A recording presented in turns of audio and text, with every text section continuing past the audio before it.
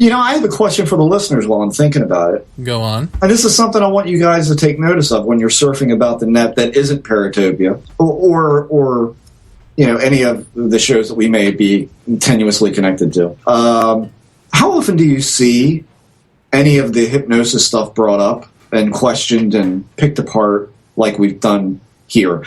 Are you guys out there surfing about? Obviously, in some ways, we're going to be running almost the same circles, but do you guys notice that this is filtering through a little bit, or are you seeing no evidence that anyone is taking note of it at all? I'm just curious what everyone out there, what your perspective is. Just drop me an email at paratopiapodcast@gmail.com and let me know. I'm curious because God knows I don't get around to many places on the net besides Buff Top Secret and our message board and a couple other places, but I'm sure there's a lot of little nooks and crannies. I'm curious if this is, is it all germinating anywhere else besides this show? Well, we already know that at least 2 researchers, and I'll just keep them anonymous because they're going to be on another show soon, but I don't think it's been announced, and I don't know if that's screwing with, that show's schedule. So I'll just say that they say on his show, on this other person's show, that the Emma Woods case just sort of slipped them by because they just figure it's a he said, she said thing. And so, the analogy to me is that now we're at a point with ufology where you can't tell the difference between he said, she said, and a woman yelling rape.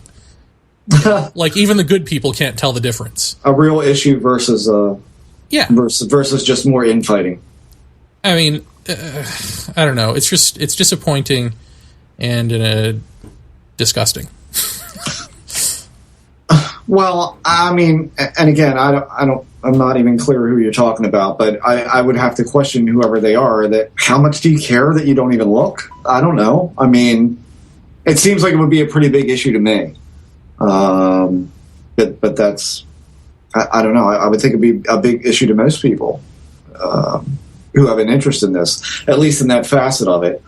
I'd be surprised that someone wouldn't find it at least noteworthy. Does this stuff happen all the way through ufology? Like, were there cases of this coming up even in contactee circles or way back when? I mean, if there were, would they just get ignored? I mean, you just get the sense that, like, you just wait 5 or 10 years and this whole Jacobs thing will be wrapped up in a nice sort of trickster bow, and it'll be part of the mythology of ufology. It won't even be that this man's responsible for his own actions or that this even, happened the way it did. The facts be damned. It will just end up part of this mythology of we can't know because we don't know anything in this field. We don't even know if contactees were bullshit, even though we do. Even though we know full well they were bullshit.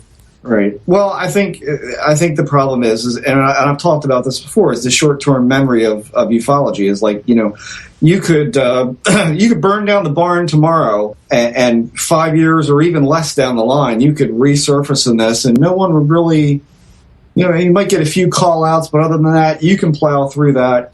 You're back on the fast track. So, I think what at least, Emma's case has going for it is that there's a lot of data.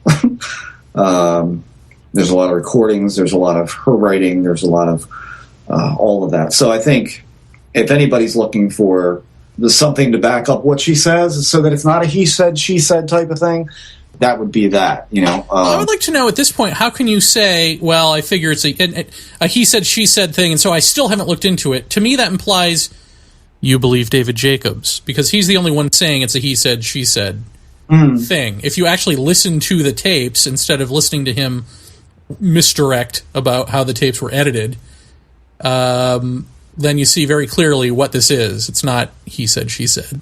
Well, I think when it comes to this stuff, again, there is so much infighting. So much. And after a while, the minute that you hear some kind of upheaval, it's just like, in a way I can almost understand it, but this seems to be, the gravity of this seems to be a little bit more important than your garden variety infighting. But there's so much of it. I can I can almost see from a certain perspective how you go, oh God, not more. I don't. You know what? I don't even. It does. Whatever. I want to look at this. That doesn't. I don't care. I'm sick of hearing all this nonsense going on.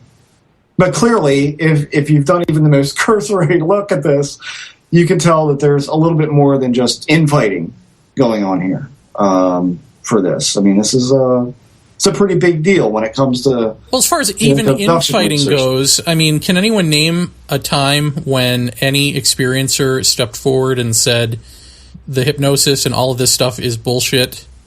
I mean, that's not infighting, you know? Like, no. How is that even on the surface infighting? It's never happened before, as far as I know. I don't know. It all depends on how this person got their taste of it, from what direction, from what outlet, talking to whom about what. I mean, it depends on how it came up for them. They may not even know the whole story or what the story even is. I mean, clearly. Because I think it would be important enough to look into, at least. I don't know. I mean, I don't know how you equate it with infighting. It's all a matter of circumstance. How do you find out about it? Because I'll tell listeners before you email me, the places that I've looked around, I've never seen it come up, which I'm amazed at. You know, because a lot of places that I go kind of pride themselves on, you know, being the first with a sighting or with a landing trace case or video or whatever, and yet this doesn't seem to pop up, which I find really amazing. And let's not forget that there is, in addition to the short-term memory of this field, there's also this notion of I've got my ufological hero, I've got my belief system built upon their work, and so to disregard that, I can't acknowledge that, or I'm you know, yeah. I'm disavowing any of my belief systems, and that's where we've got an even big. That to me is the bigger problem that hypnosis is caused. Is it's built a belief system upon this is what's going on. It's a hybridization program. It's all of those tandem things together, and that's what this is about. And now that the rug has been pulled from out underneath of that, and now where do you go? That's the bigger problem. Well, it's why. How many times are we going to say now? Where do you go? Because the rug has been pulled out from under all of this so many times. Contactees down the tubes, all of that. You know, secret military bases, secret handshake deals. You know, humans in vats, body parts, and things like that. Right. All Richard Doty nonsense. So that's been exposed. Now, alien abduction research via hypnosis. This is being picked apart. So all of everything outside of just the fact that there is this seeming intelligence of some sort interacting with some people is gone. Outside of that very vague general concept, it's gone. And as far as UFOs go, I think Jacques Vallée's work and even was it Keith Chester? Yes. You know, in showing that the Foo Fighters weren't just blobs, but also, you know, sort of structured craft-looking things in the same way that Jacques Vallée's book has structured craft-looking things. I mean, it sort of takes away the mythology of 1940s, that this all started in the 1940s. You know, we detonated a bomb and that attracted some creatures that didn't like where we were going or whatever. All of that is out the window. Like all of ufology is out the window. We're down to the basics of we don't know what this is. It's been with us forever, and it's either cloaked in our own cultural contamination, or we're cloaking it in cultural contamination, or some combination. I mean, the jury's still out on that, I think, but we don't know. We don't know what this is. We're back to we don't know, but we're definitely saying what it isn't. And it isn't any of this X-Files shit. It isn't any of this Space Brothers contactee shit. Well, there's, again, for all of this stuff, there's what is there, 2 or 3 things that, to me, nail it down. One is belief. The belief that this stuff is based upon. Number 2 is, for a whole nother subset of this culture, if you want to subculture, is the capital venture of this. Neither of those two are going to come down very easily. Those are pretty big brick walls that people have built up around that. But the third part of it is, luckily, is the subset of people who truly care about what is going on. And so if you don't care about it, you're okay with deluding yourself. You know what I mean? It's like you can live with that. If you're not truly curious about this and dying to find out what the answer is, and you may have to do just that to get it, you're satisfied with whatever Dungeons and Dragons answers comes down the pike at you. Because you've got to have the answer. You know, it's that desire for the easy way out or easy resolution. So you can move on. And whether it's to move on away from this field or to move on into it, those are the two big nuts to be cracked. Is that? And I don't think you're going to have, for instance, I don't think you're going to have somebody like Stanton Friedman, who's been a career ufologist for as long as I can remember, suddenly step back and go, this part of my research I don't feel was valid. I just don't see that happening. And I also don't see a lot of people listening to us and saying, well, I agree with you, but, this guy's really on the money. Everybody's not okay with saying we don't really have a good handle on this. Even yet, we don't have a really good handle. And to boot, we've been deluding ourselves with one portion of it for quite a many years. That's a problem for a lot of people. I don't know why. Well, because it's been pumped at us all these years as the only viable option. Yeah, but on some level, I think it's nobody likes to get duped. You know what I mean? Nobody wants to admit they got taken. And I don't know what's so wrong about that. If something is, whether it's misleading deliberately or indeliberately, to be misled is to be misled. It happens. It's not just like you got misled. It's what you said originally. It's look, people don't want to. It's not like you're just being misled or being duped about one thing. This one thing branches out into other areas. Oh, absolutely. And these other areas have come to define you. And so, for instance, I got an email with a link from a friend who knows all about our David Jacobs shenanigans and read my article and has listened to our show. Yet and still, she thought it would be prudent to send me a link to a regression past life session with the topic isn't this amazing? Look at this information.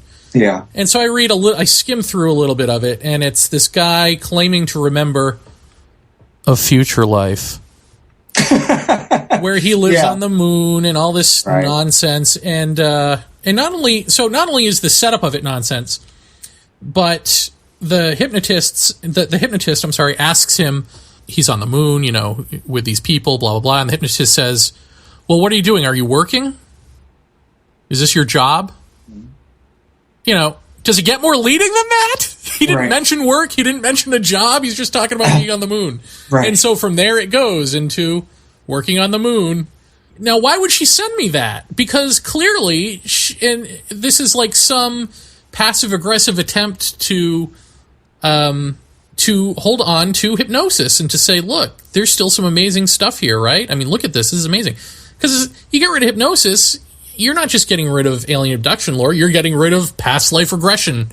You're getting rid of all of that new age stuff that popped up out of that you probably at this point have even forgotten developed out of hypnosis, because just the stories themselves have so been canonized and stood on their own that you probably forget that the original story came out of hypnosis. All of that goes away. Yeah, so that's a hard thing to give up because that's something that you've believed in that appeals to you and that you go, oh my God, yes, I so relate to that. I so want that to be the case. And you've so built upon that. Yeah, you invest your life in this. Absolutely. Absolutely. I had just before we get to make I had a friend on Facebook. And I get a lot of, I guess through the show, I get a lot of Facebook friend requests and stuff like that. And I usually do a bunch of them in a day. And I don't know how I got to be friends with this person, but the past couple posts I've noticed these weird pictures. And I looked at one of them yesterday. It was of the moon. There were 2 shots of the moon. One, the moon as we see it, pale, and shaded on one side. That look we're all familiar with. And then the other one, which was clearly color adjusted, over color adjusted. And this person says something to the effect of, clearly when you adjust the levels, there's vegetation on the moon. Why doesn't NASA know this? My response should have been, it's all true. Are you mad? Or, this is the craziest thing I've ever seen. Or, are you mad? Instead, my reply was, defriend, block. Right. It's just like, at some point, and believe me, this person seems like a perfectly friendly person, but I can't be around that anymore. I can't, because that just makes me hate this all the more. I already hate it. I told you this, a week ago. I hate this, which is why we've told people this on the show before. We're going to branch out a little bit broader on paranormal topics this year, and I'm really looking forward to something because, frankly, UFOs just piss me off anymore. I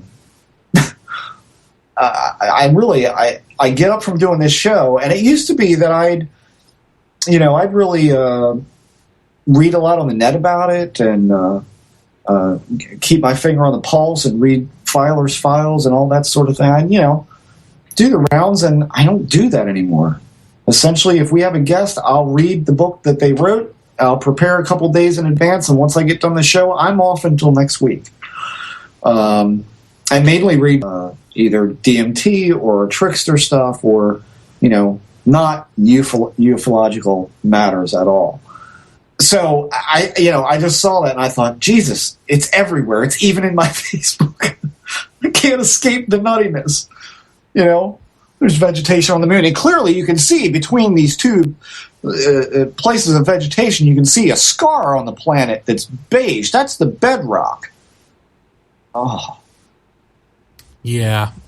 I have just but one question for you, sir, before we get into this interview. Yeah.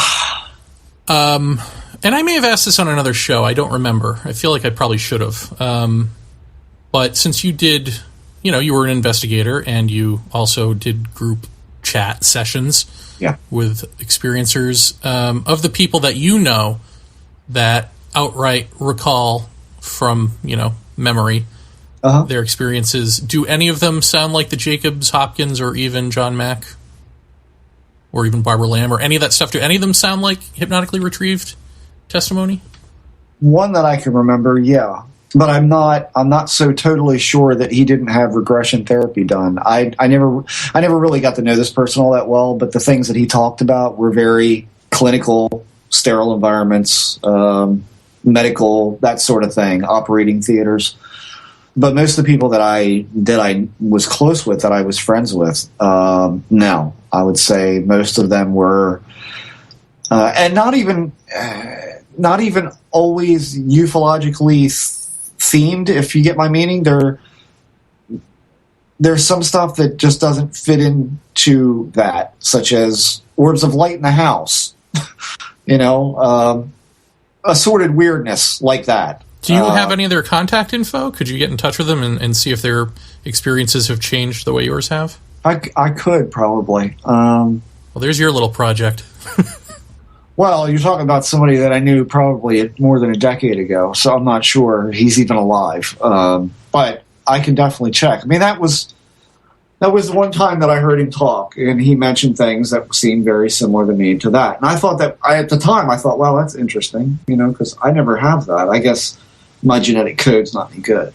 But then the more I talk to other people, and you got to realize that even in those groups at the onset, this is the first time that a lot of these people had talked about their experiences and with anyone at all. And so everybody was a little reserved. And I think that Lee and I were kind of the ones that went in full force and said, this is it. We're out with it right now, right here with these people. And I think that kind of broke the ice. And then after that, people started coming back with the. I'll put it to you this way: there were definitely experiences that I heard that people absolutely took as really happened to them in bodily form that I knew were just absolute nonsense. I mean, I'm sure it was their perception, but I don't think it had any basis in what was really going on. If there is such a thing as a screen memory, I don't know that I believe that or not. I'm not sure what that even exactly means, but it definitely had an altered state feel, but it had a very continuous extraterrestrial thematic throughout it. But it was real absurd. And I don't mean this to say weird in the sense of weird. I mean, this was like, I'll say that, one woman going on board a mothership to shop for shoes with her daughter. Right. Yeah. You told us about that. That just doesn't hold for me. That may have been what she perceived. I don't think she was lying. But do I think that's really what was going on? Not likely. Not for me, no. But anyone who struck you like, yeah, that's the same thing I'm going through? Oh, yeah. Yeah, couple. Yeah. I've met about a half a dozen people who actually their experiences started in childhood and ended in childhood almost exactly like mine. But that's all it's been, is about 6 over the years. And that's, like I said, it's 24 years this year. So most people, when you talk about spinning white squares and black sheets, they just look at you weird. Right. So there's that. Very good. Well, let us get on with the show. Any final thoughts before we start the new year? Because we will not have time for an after chat. A Happy New Year, everybody. Thank you to our subscribers, which we did last time, but it bears saying again. Thank you for letting us have the show and for subscribing to it.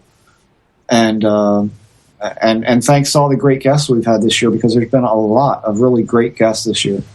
And hope that continues. And I hope you all like the magazine when it comes out. I think you will. So anyway, you? I think you just stole everything. What can I say? Except like ditto at that point. Here comes the interview. Leave me a breadcrumb, man. Leave me a breadcrumb. I mean, that's it. I mean, really, these people are the reason we're able to do this. I mean, I like the fans too. I mean, I hate to sound too PBS about it, but this is listener supported, and we do appreciate the support, because without it, we could not do what we do. And this summer and spring, because let's face it, in the wintertime, there's nothing paranormal going on. You don't want to go out in the cold, but come spring, oh boy, we're taking some people out on the road. So that's going to be coming up, and I think one is going to be a trip to Point Lookout, and if not the Lighthouse, we're at least going to set up campground on the haunted area of that area, and probably a couple of sky watches that I would like to do. And there's been a couple of pretty prominent sightings around Maryland lately, and not far from my house. Are you going to call them in with the flashlights? Yes, we are in a vector craft in to within 100 meters. That sounds good. You can attend for only $800 after you sign my non-disclosure agreement. It takes place at the Kennedy Airport, I believe, doesn't it? It's close, Jeremy. Don't make light of this. Close to the Ronald Reagan Airport? Is that what it is? Clearly, you're an ignorant co-host. Oh, I'm sorry. Happy New Year. Yeah. Crap. Here comes the interview. Paratopia, it is the final event of the year, or at least in terms of our show. Well, it's the final show of the year. Jeff, I could have done that better. Take it from me. Hello? Jeff, hi, Jeremy. Hi. We're doing an informal sort of end of the year wrap chat about the various topics that we've covered, and who better to do that with than someone we haven't had on the show, but who knows a lot about a lot of things. That's right, Micah Hanks. Micah, welcome to the program. Always my pleasure, guys. In fact, well, this time it's my pleasure because it's my first time, and any time I guess that you guys decide to have me back on in the future as well. And like I said, this isn't my normal microphone setup and everything, so hopefully it doesn't sound too weird on your end. I'm just glad to be here, and of course we'll dive into all kinds of strangeness tonight, I'm sure. Yes. Well, let's start off with somebody anonymous. I don't know if he wants to be named, but a mutual friend of ours gave me a ring and started saying, the one thing in alien abduction lore that people aren't talking about is sex, because it's uncomfortable and so on and so forth. And he started to talk about sex in terms of how many abductees were molested or raped. And I thought he was going to make the case that, it's all sort of a cover story for tragic human events, but really what he was making the case for was that there is some sort of trickster element that is using sex, which is anti-structural, which is taboo and all of that, using it as sort of a lure to get people or get people's brains thinking differently to make room for tricksterish ways. I guess I'll ask you, is that a fair summary of that position, and do you think there's anything to it? It's a very complex subject, but I'll put it to you like this. Of course, I know this fella, and like yourself, I don't know if he would prefer to be named or not, so we will err on the side of caution for the time being and not name this individual. I, on the other hand, don't have a problem telling you that this has been something ongoing for me. I've been contacted by a number of individuals who say that they have, had interaction with maybe not always aliens. In a few instances, it may have to do with ghosts or other non-human entities and things like that. In certain circumstances, it has been alien abduction that has been the topic in question. And I've found that there's a surprising consistency between reports of this sort of strangeness, Fortean reports and things like that, and elements that involve sexuality. You could for instance, actually there was a book, several books that have been written about this, but one that comes to mind was Paul Dean's Sex and the Supernatural, in which he kind of points to a lot of these alien abductions and metaphysical, spiritual, haunting circumstances and encounters, and kind of draws parallels between what people describe in their personal encounters and either the underlying or sometimes the very overt sexual aspects. In the 1950s and 60s with contactees, prior to what we know in the modern era as the more popular alien abduction, a lot of the contactees were saying that they were literally having sexual relations with people from different planets like Venus, and Mars and Jupiter. Now, granted, now we know, at least in terms of the exterior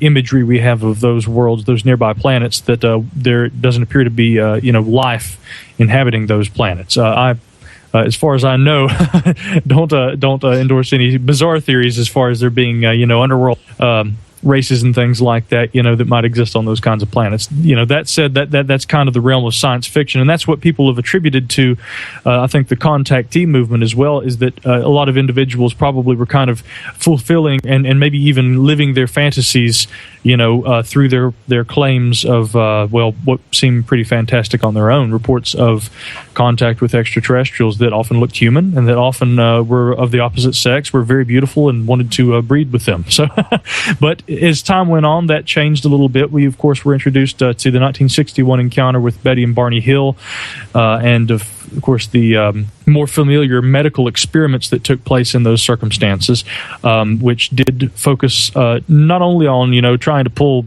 Betty's teeth out after apparently Barney's dentures were removed during his examination, according to their recounting of the events through hypnosis, but also a series of examinations that did also focus on their sexual organs. And of course, Betty Hill famously claimed that a long needle was inserted into her navel. This would become kind of a staple of later alien abduction reports, and that sort of thing just continued. Go ahead. Let me just stop you there. As far as hypnosis goes, are you still on board with hypnotically retrieved memory?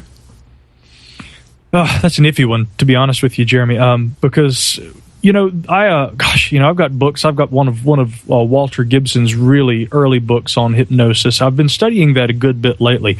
There's a real divided opinion on that. Some people believe that I think it is clear that memories can become repressed, especially in the event that an individual goes through a traumatic circumstance, whether it be a car accident. Maybe later on I can actually get to a interview I actually did today with an individual who actually had a experience where they were in a vehicular accident.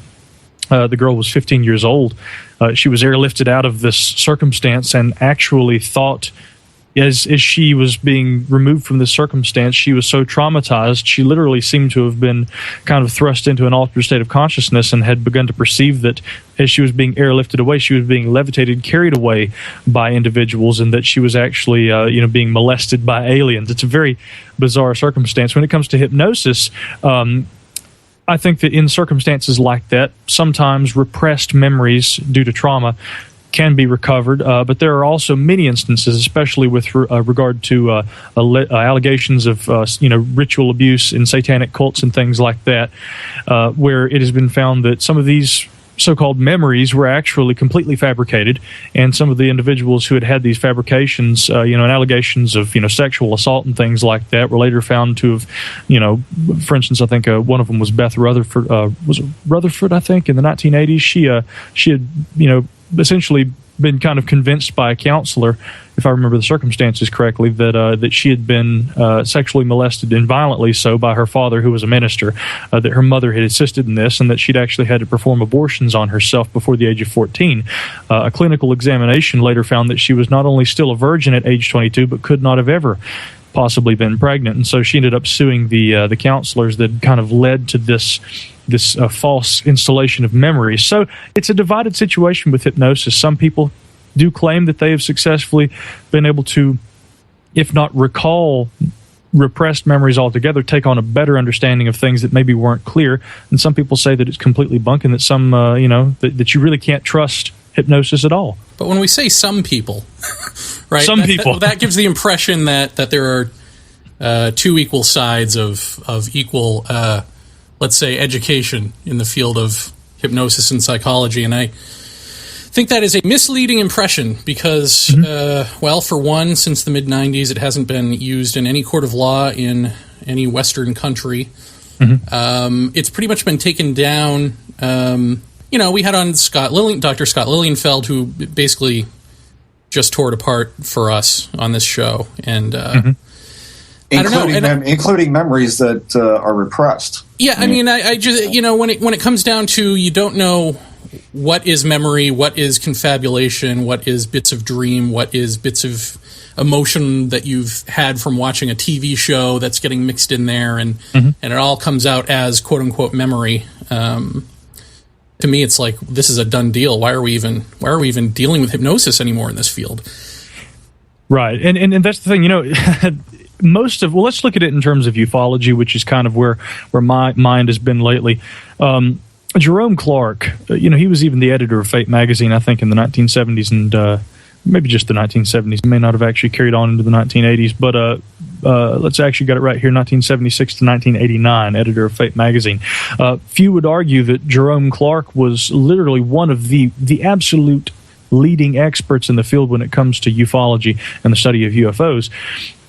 He became more and more skeptical as time went on, and I can't find the particular quote, but I'd read an article the other day where he was quoted with direct relevance to hypnosis, and he said that literally, and here I think what needs to be stressed is, we don't maybe know for certain whether in every instance memories that are recalled under hypnosis aren't, at least to some degree, accurate. However, in many instances we know that they are not, and therefore, can you use hypnosis as a reliable source for gaining information pertaining to a person's claims of being abducted by an alien or anything else for that matter? I don't think so. I personally would not trust the use of hypnosis in those kinds of circumstances. And unfortunately, when you look back through a lot of the available literature, Intruders by Bud Hopkins, Communion by Whitley Strieber, these books, they all deal primarily with that, and that was the one of the main methods used in terms of collecting the data that those books and the theories that. from them consisted from. Yeah. So let me ask you this then: what do you do with this? The fact that we've had the contactees who, as you said, are they're basically playing out their fantasies and or making a buck, right? They're delusional and or businessmen and women, and then you come to the abductees, and you've got all of this hypnotically retrieved testimony that we pretty much, as scientifically minded people, I guess, have to dump. So what are you left with? Why? How are we even talking about an alien abduction field at that point? What do we have left? You want me to be honest, guys? In my opinion, not much. And I'll be called a pariah. But what's cool is that you guys, I can see that you've already kind of begun to consider that. Many people have. My friend, I think I can mention his name, Wes Owsley. He and I talk about this quite a bit. And his associate Stacy, Stacy Lowry, yeah, I know. I always mispronounce his name, so I want to make sure I say it right because I was on his show the other night and I mispronounced it. But Stacy Lowry and I, I've been having a lot of in-depth conversations with folks in the community recently about this sort of thing. When we get to the point where we're trying to be scientific, truly scientific about this, when there's gray area, you can't, it's not the kind of thing that you can kind of just say, well, this, and this, but even though half of it may not be true, we're going to go with what sounds good. When it comes to science, if you cannot prove it, you have to kind of rule it out, at least, until you have a better methodology that can be applied to a circumstance so that you can verify, like Jacques Vallée used to say, what you're trying to prove in a court of law. When it comes to abductions, of the extraterrestrial or any other kind, because of course there are a lot of people nowadays who are even this isn't a new concept by any means, but I see it becoming more popular, or maybe seeing a resurgence. This notion that maybe UFOs and or aliens are not extraterrestrial. Mac Tawney's, the late Mac Tawney's, brilliant mind there. His book, The Cryptoterrestrials, dealt with that subject, and I think that could be directly credited with this kind of resurgence in the thought, well, maybe they aren't aliens. What if we were to consider them something else? Now, the way I feel about it, considering that you cannot scientifically provide what you might, gosh, I don't know. I think some people argue that there is some evidence, physical or otherwise, of alien abductions. I haven't seen anything that, to my liking, would withstand rigorous scientific probing. And, boy, that's poor choice of words when we're talking about alien abduction. But to be true, or to be honest about it, and I think that's the problem, that people aren't really being honest about it. If we can't take those aspects of the phenomenon, that don't add up scientifically, what are we left with? I think that we're left with a bunch of different kind of maybe seemingly related phenomenon, but that aren't per se actually interconnected with one another. And we have to kind of break them apart and start looking at what we do know and what we can verify. More specifically, when we look at UFOs, I wonder, with the lack of credible, hard, scientifically provable evidence of alien abductions, how can we continue really to interconnect alien abductions, proposed alien abductions, and what we call UFOs, unidentified flying objects? Are they one and the same? They seem to be. Many people who claim to have been abducted claim that they were taken aboard craft that resembled these strange unidentified flying objects seen in the skies over the last several decades. But scientifically, again, we can't prove a connection. So it's not to say that the two are not connected, but I think that what would be wise is to try and break down the separate elements and try and trace them individually. For instance, with UFOs, we know that military organizations and governing bodies, not just in the United States but around the world, have spent decades collecting information, and a lot of this has actually been released through Freedom of Information Act requests, and also sometimes these governing bodies eventually just decide to make these public domain. We know that in official capacities throughout the years, there has been interest in a valid, real phenomenon taking place. Unidentified objects seen in the skies, flying. These things can outmaneuver virtually anything that conventional aircraft of today, and probably of tomorrow and the next several years, will be capable of. That is something that is verifiable. We can't do the same with alien abduction, but maybe by looking at each one individually, we can learn more about the two. And when we bring those separate elements back together, how will we interpret that phenomenon later on down the road? That's what we probably need to do. And so I hate to say throw the baby out with the bathwater, but if we want to look at anything, we have to look at what we can prove first, and we have to take it from there. Well, what do you do with the trickster hypothesis? Are you a proponent of that? Do you think that even, for example, cryptozoological elements, ghosts, and all of the sort of paranormal stuff, do you think it's all related in some way? You know, I've always kind of tried to look at interconnections between phenomena. And to be honest, my book, Magic, Mysticism, and the Molecule, kind of takes the approach of looking at, a variety of phenomena like that, from UFOs to cryptozoology to the supernatural in terms of spirits, ghosts, hauntings, things like that. It tries to look at those sorts of subjects in a way that pertains directly to altered states of consciousness and people's alleged contact with non-human intelligence through altered states of consciousness.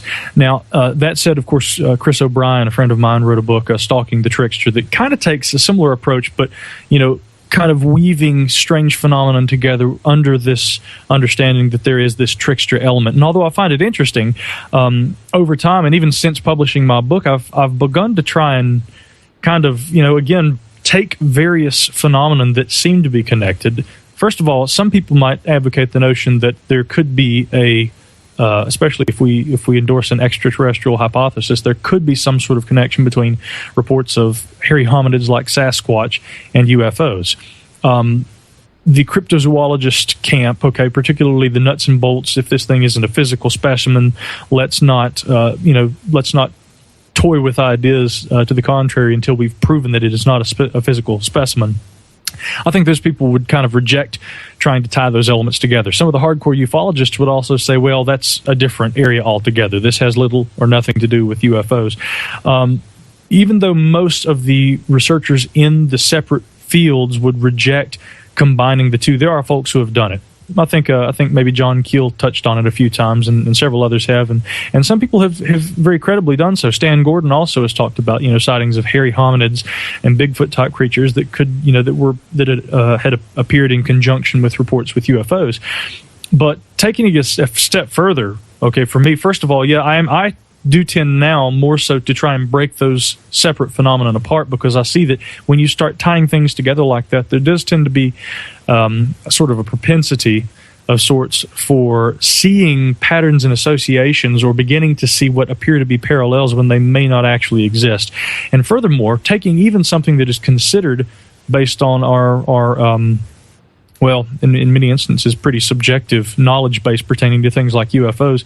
And this comes back to what I was saying earlier. I'm even getting to a point where I'm trying to take what we perceive as interconnected elements within a given, genre, let's say UFOs, break those apart. Which is why I was saying earlier, take UFOs, look at those separately from abduction, because as long as we keep tying the two together, we're going to continue to be thinking and accepting these theories like, they're abducting us and they're, harvesting, eggs and semen and things like that, and they're trying to make a hybrid race. We don't know if that's what's going on. Many abductees claim that, but these claims often come forward, under the influence of hypnosis, which is something that scientifically we have found, unfortunately, cannot be taken for its credibility in all, if any, circumstances. So take those elements, break them apart, look at each individual one. We look at the objects in the sky, we look at people's reports of, alleged abduction by these things. Maybe we would, begin to, alter our theories and think maybe these aren't aliens. Maybe they're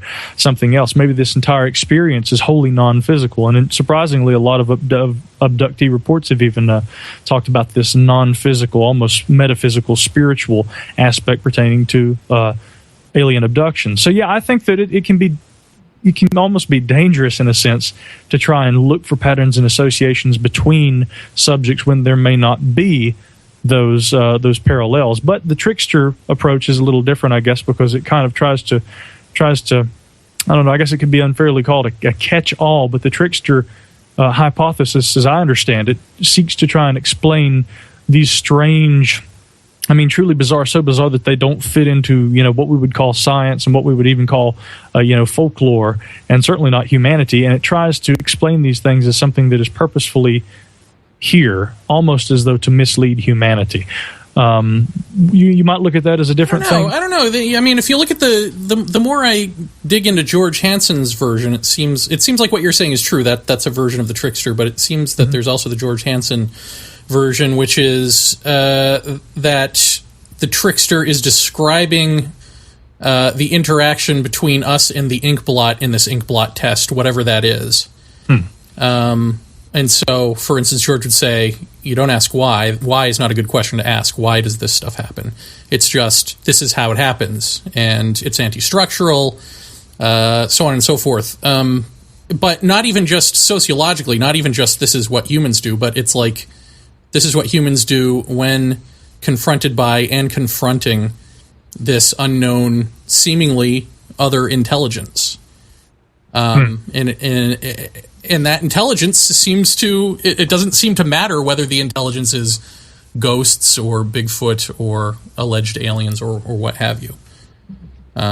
So I find that interesting. Well, following that logic, though, when we refer to intelligence, and unfortunately, George Hansen, I'm not as familiar with his approach to this. You might even want to touch on that briefly, but when you say intelligence, is that prescribing the idea that all these phenomena, let's say that you do choose to look at them as interrelated, that it is a singular intelligence, or that each is still an individual something, and all of these have this trickster interaction with humanity? Is it? Well, I don't even think it's that defined. I think it's still, I don't know.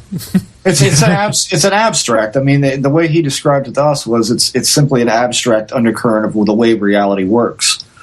And so when you're talking about, I mean, the best instance to me is the young couple buys their first home and proceeds to renovate, knock out walls, tear down wallpaper, paint, flooring, whatever. They start seeing ghosts in the house. And of course, any paranormal investigator out there who investigates the case is going to flatly tell them, well, you're disturbing the environment. You're stirring up things. And I think most people tend to look at that and go, well, the spirits don't like you altering their environment. But in fact, what George says it is that the house is in a state of change, of chaos, of upheaval, that sort of thing. So it's in an anti-structural framework at that point. And so therefore, paranormal things seem to manifest, whether they be ghosts, whether they be a UFO sighting, whether it be an alien abduction, whatever. All that stuff seems to come to the fore a little bit. It starts out, one of the things I've talked about a lot on here is the notion of how much attention gets paid to the phenomena in anyone's life seems to garner that person some sort of experience down the line somewhere. And it's all based on a give and take type of thing. The more you give, the more you get. And George completely agreed with that. He's like, yeah, absolutely. That's, when you enter into studying this phenomena, you become anti-structural and you go out of your routine. And so that's more along the lines of, I think, where he's talking about. It's more or less an undercurrent of the way reality seems to work, at least with this phenomenon.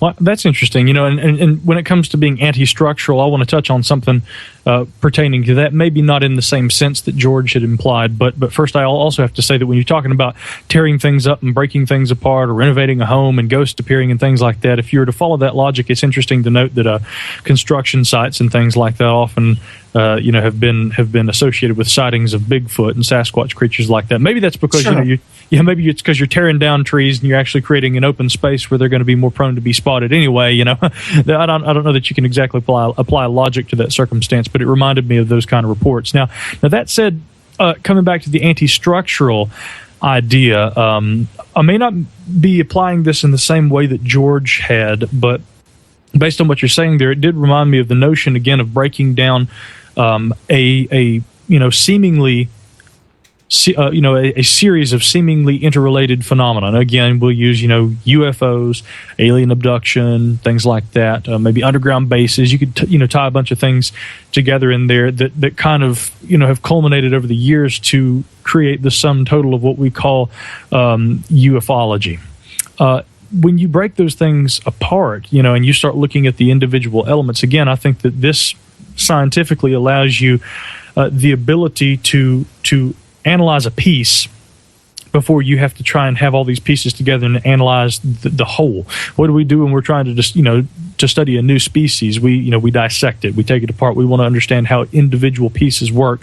Unfortunately, over the years, when it comes to structure and anti-structure, even if there is no actual structure there, with ufology and with a number of different genres, relating to the paranormal, the supernatural, Fortean, whatever you wish to call it, I think that people innately have a desire to have, a beginning, middle, and end. They want to have a climax and a resolution, and therefore storylines end up being woven into the study of things like UFOs and cryptozoological monsters and things like that.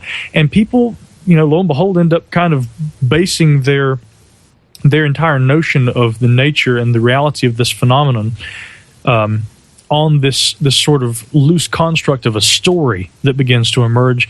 That story, in any instance like that, is going to emerge when you try and tie together those elements. So again, I think that anti-structure applied to that circumstance, we could benefit from it, because if we are not trying to always find, a structure, a story, some semblance of meaning behind all this, knowing that the nature of the universe does tend to be fairly chaotic and sometimes things just happen without rhyme or reason, I think we could actually benefit. We would probably find that we were misled less often, and that we would be less likely to be led away from an actual reality by the mere hope of trying to assign reason and trying to assign some sort of pattern of events to everything that we study. Sometimes you just have to break things apart and take individual weirdness for what it is, which is probably just that, random happenings and strange occurrences. Well, don't you think that, and I brought this up to George on a couple of accounts when we were talking to him about the whole anti-structure, about human behavior. I mean, how much of this falls into the construct of human behavior plus the trickster element that may be at work in all of this? I mean, when you've got essentially, like Jeremy and I were talking about last night, that ufology's become, for a lot of people, a capitalist, an investment. I mean, their time is spent researching, writing books, selling books, doing lectures, going all over the country and sometimes all over the world. And so when you find something amiss in your own work, you cover it up because you don't want to talk about that, because that then puts you off the lecture circuit. Isn't that where a lot of that seems to come from, where we hear these embellishments of accounts and accounts that continue to unfold and unfold and unfold?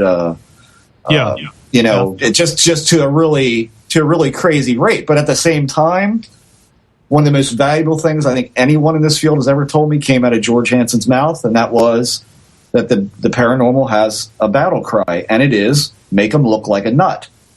And so there you are. I mean, to speak of any of this with 100% honesty, is to be looked down upon, because that's just crazy talk.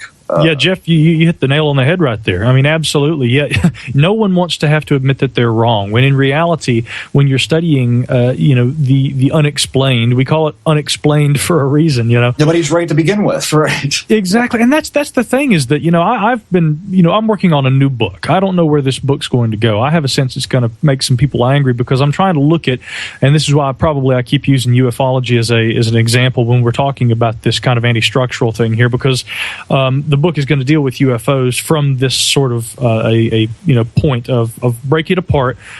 Don't worry if what we talk about, the separate elements, tend to contradict one another, because the idea here is not to ignore one piece of evidence that might show up that is inconvenient when compared along with another, if we look at each individual element and can still feel with at least some degree of certainty that those individual elements have been thought apart and then thought back together with as much reason and rationale that can be applied to them. If there appear to be contradictions, well, good, because there are going to be contradictions. And it really comes down to one thing, and Jeff, this really is kind of capitalizing on what you just said. Everyone can't be right. Look, there are theories that occupants of UFO craft, if first of all, these craft are actually occupied by what we know as physical beings. For all we know, they could be autonomous drones from another planet that are actually, completely mechanical. We don't know. But to speculate further, okay, and take this logic and try and apply all this stuff to it when we really don't know anything about what's going on. We have so many different theories that have resulted. We've got interdimensional hypotheses about, creatures that are literally able to, kind of shift through rents in space-time. We've got, Mactoni's crypto-terrestrial hypothesis, which, although he kind of made it clear in the book that it was more of a thought game of sorts, maybe that he didn't fully endorse the theory himself, but for the sake of argument and for the sake of looking at this logically and then covering all angles and affording it honest, true conversation, that he had to put it out on the table and lay it all out there. I think that we have that crypto-terrestrial, this essentially just a terrestrial aspect. We have this interdimensional aspect. There's the very popular extraterrestrial hypothesis. They can't all be the same thing. Aliens couldn't be from somewhere out in outer space and from Earth and interdimensional. Maybe they could, but that would probably so far exceed what we understand about the nature of physics and reality that there'd be no point in talking about it. But the point is that if everyone can't be right, then eventually we're going to have to accept the inevitable, which is that someone is wrong. Nobody wants to be that person who's wrong, and therefore, when these inconsistencies and these contradictions start coming together, people more often tend to ignore them or try and cover them up because it doesn't conform to the path that their logic has already begun to take them on.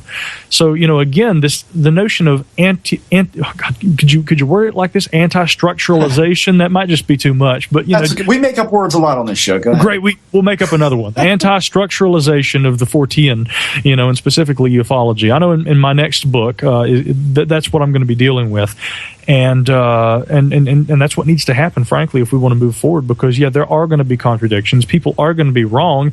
Don't be so blinded by pride and the facade of power and the hope that you're going to be the one who figured it all out. Because we really don't know what's going on. We have no clue. Yeah, well, of course, I think that that's a valuable point. But the problem is that we're seeing. What's worried me, at least the past 10 years, more than anything about this field, is that I would say 22 or 23 years ago, you didn't have nearly the amount of fringe element being injected into this like we do today. Mm-hmm. You certainly had your points to stay away from. You certainly had your topics not to broach. In the company of Bruce Maccabee or Richard Hall or any, these are people who know the ropes, and there are certain things you just don't bring up because it's ridiculous. But nowadays, it seems to be, at least it seems to me that these things are in the driver's seat of this quote unquote field, however loosely defined that is. And when you talk about being wrong and admitting wrong information or inaccurate studies,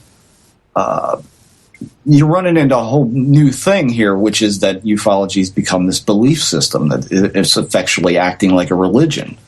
Because, yes, we've got photographs and we've got eyewitness accounts and we've got all of that, but by and large, it exists as an article of faith for most people. And that, to me, is where it gets the most dangerous, is because anytime that you try to argue.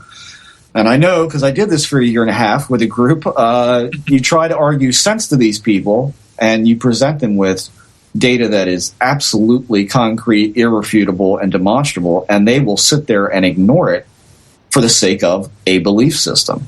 So the question is, how do you get over that? It's not so much, how do we admit we're wrong? How do we get over that everyone's built a belief system around garbage? It's almost like that tendency toward building a whole, sometimes a religion around a rather fringe subject. It's almost like that's something that's just kind of built into the chemistry of the human, the human character, and that's evidenced, I think, speaking of Jacques Vallée and some of these more scientific researchers. in the kind of the UFO cults and things like that have come together over the years. You take something that's already fringe, and then you build a religion around it. Where people believe that a flying saucer is going to bring all the world leaders to Zeta 2 Reticuli in the end days and things like that. And it does become pretty terrifying. Jacques Vallée, during his years researching everything from mathematical computation of the energy of craft to whether or not they were truly extraterrestrial, he often warned about that and about allowing blind faith and belief to lead to dangerous aspects of the fringe elements associated with this realm of research. I think he was always very wary of the so-called UFO cults and things like that, which I don't know exactly where they had their genesis, but they, I think, probably began to emerge around the time of the contactee movement. It was kind of an alternative. And speaking with a friend of mine, a fellow researcher named Christopher McCullum today, we were talking about how in the world today, not to say that religion doesn't exist, but for many, we are kind of emerging now, humanity, as a post-theistic society in which people, especially younger generations, seem to have less and less desire or feeling of necessity for religion and for God and spirituality. Now, of course, statistically, that is still shown to change as people get older. And that as they get older, people tend to kind of gravitate back towards religion. I've seen a lot of researchers who, when I met them, 10 years ago, they called themselves atheists. They slowly became agnostic, and now they are strong proponents of whether you want to call it a Christian God or a Buddha or something like that. They are proponents of there being a divine creator of some sort, some non-human intelligence. It's funny how, yes, as you get older, spirituality seems to become more important, but nonetheless, in general terms, many would argue that we're emerging more as a post-theistic society where technology has kind of replaced a lot of the almost tribal belief systems and the true religious, because this is the only way we can hope to relate to the mysteries of the cosmos. That was what our ancestors held close to them. That was the very essence of their being.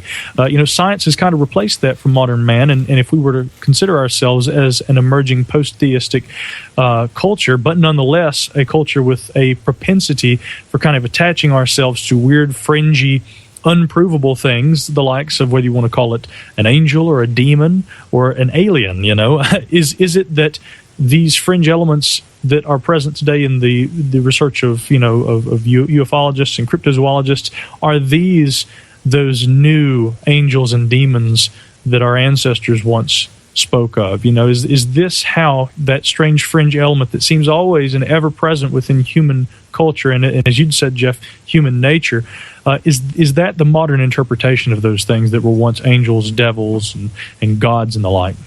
Well, I thought that until I read Jacques Vallée's latest book. That kind of destroyed that thought for me. Yeah.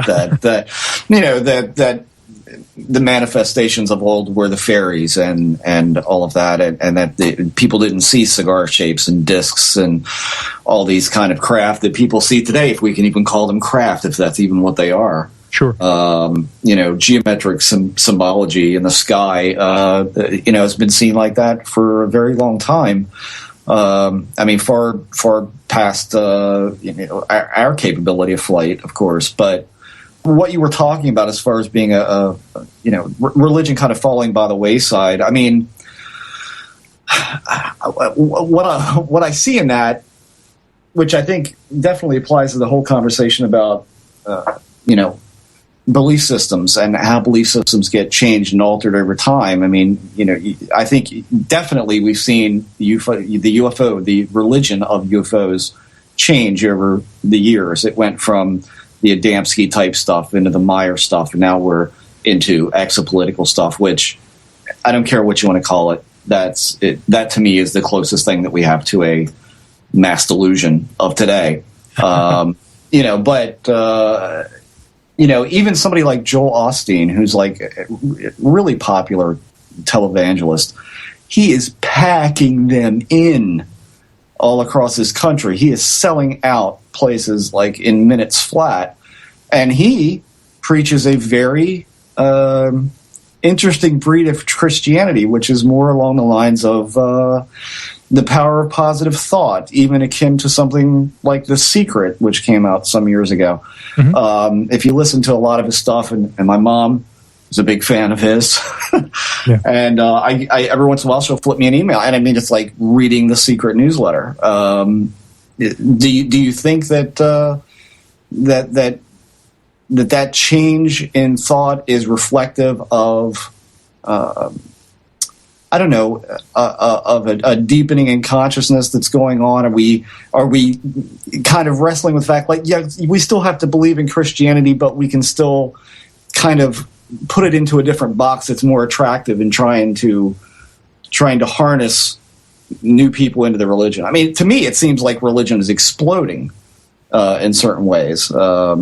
Yeah, and maybe it is. It's kind of hard to say. I mean, when I refer to this post-theistic society, I'm not necessarily even putting my own opinion and perception out there. I've heard other people make reference to this. I like yourself, have noticed that in many capacities that religion, Christianity and otherwise, is very much alive and in some ways stronger today. Unfortunately, when we talk about the political implications of all this, I think that the discontent among various groups and cultures around the world, whether you want to look at it in terms of Americans versus anti-American sentiment or vice versa, anti any country sentiment. There's a lot of geopolitical strife going on right now.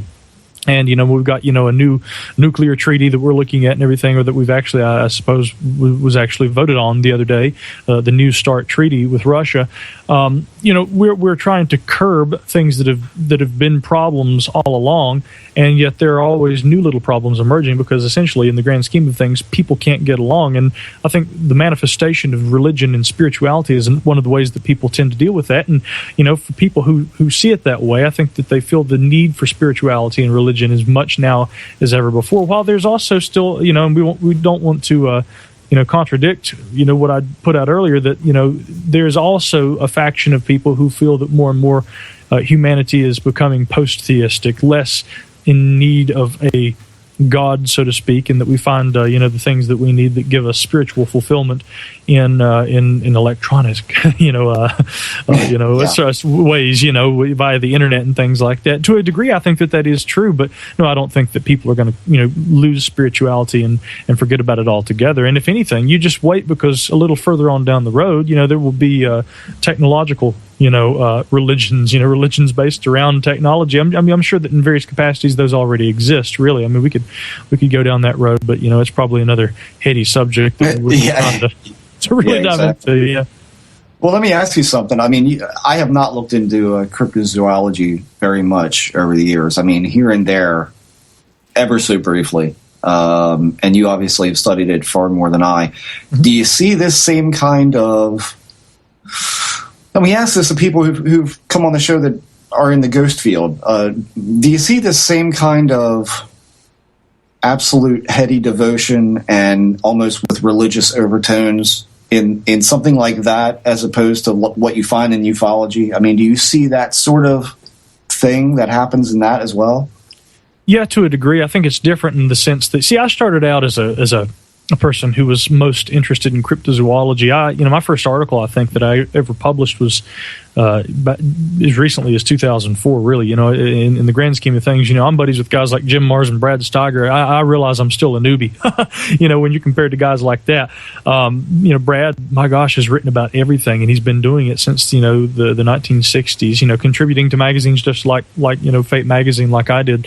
But my first article that I published, years ago in Fate was about the idea that maybe there is a language that Sasquatches, specifically around the Harrison Lake area of British Columbia, might literally be able to speak, and that dialect might actually resemble certain indigenous languages in that area, specifically some of the Chehalis natives that live around the Harrison Lake area.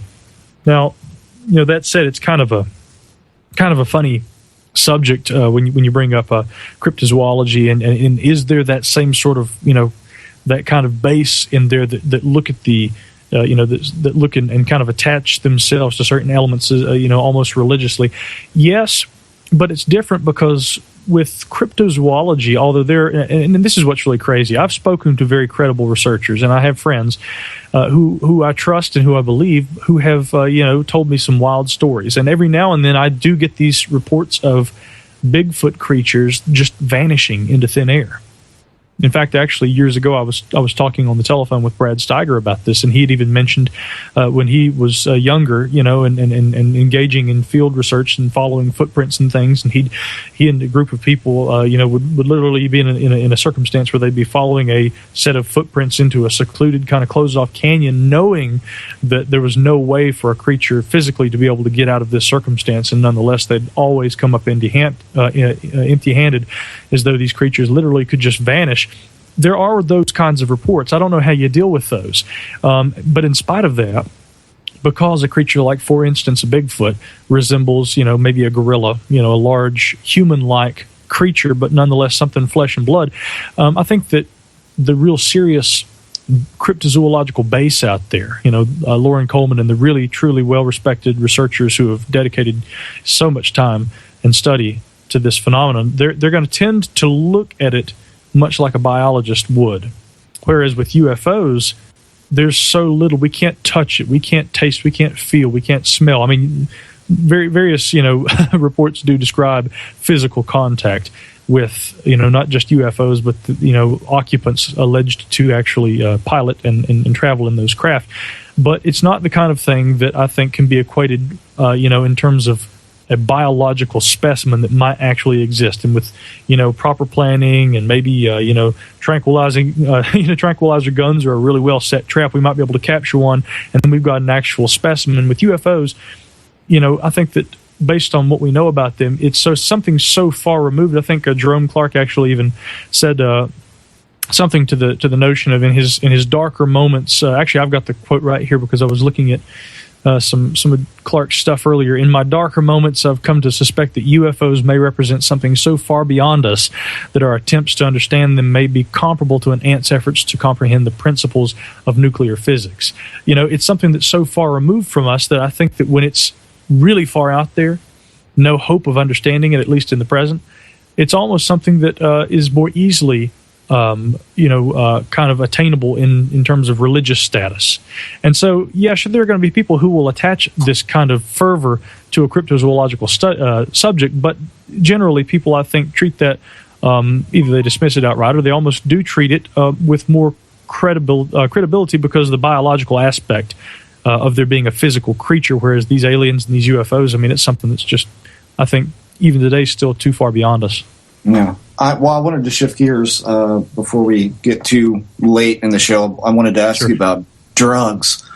But drunks? Oh, drugs. Oh, drugs. Yes. We had Dennis McKenna actually on the show.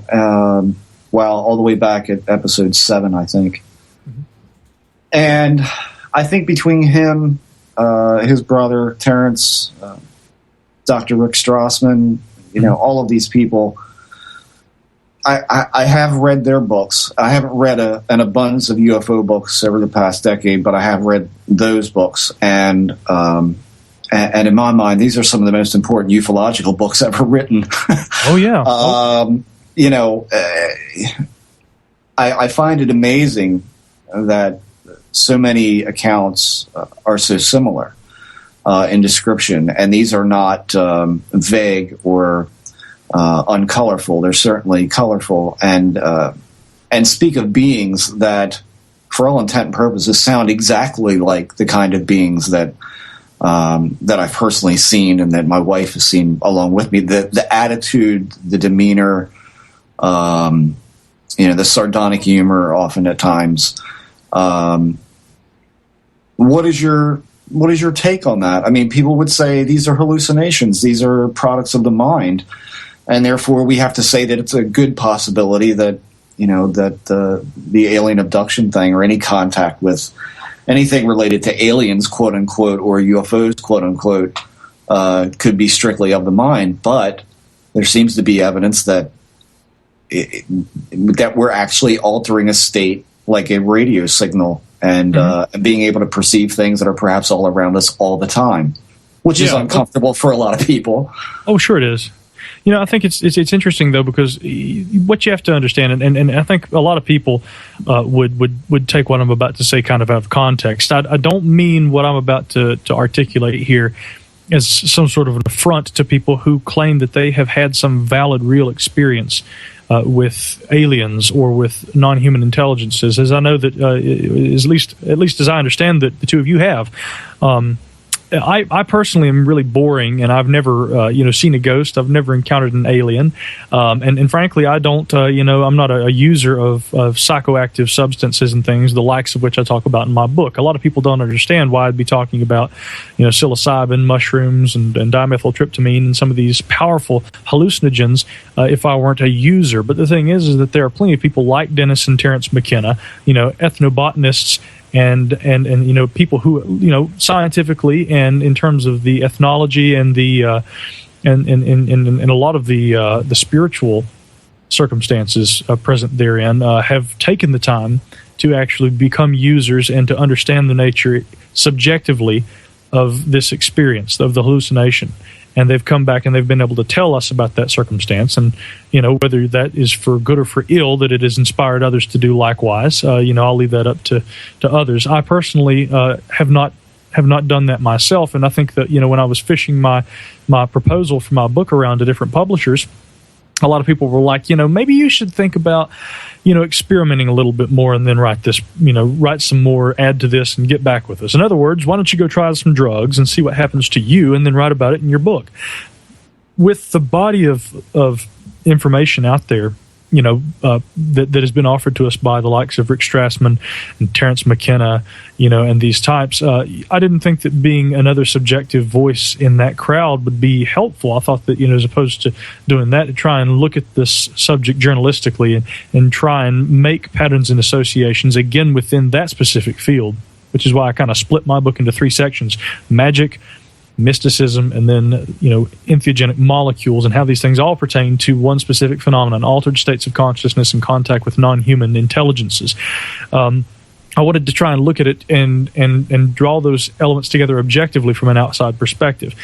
That said, doing so and studying that kind of tangent with UFOs and things like that, I'm strongly beginning to lean, in my personal views, toward the notion that a lot of mystical experiences, out-of-body experiences, contact with what appear to be extraterrestrials. I prefer the term alien because if they're not actually from space someplace, they're still nonetheless apparently non-human, thus alien presences.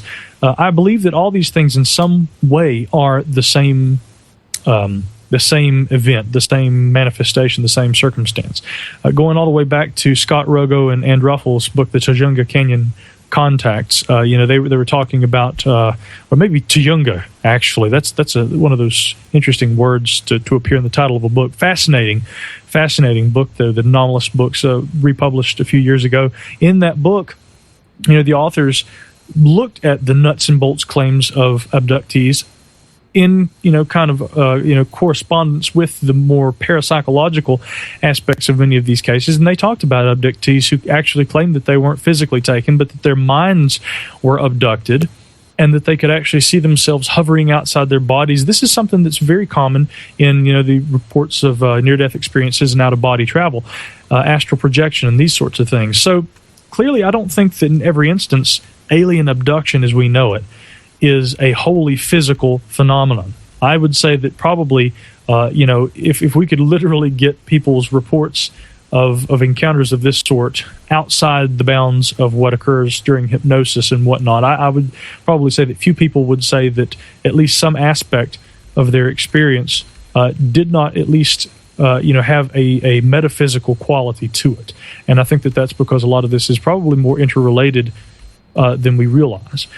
So, again, that's not to take away from people's sense that something has happened to them, because that's not what I'm trying to say at all. I'm trying to say that I think that what we need is a redefinition of the nature of this phenomenon, not to try and cast it aside and say it didn't happen. Clearly something is happening. Clearly people are having real experiences.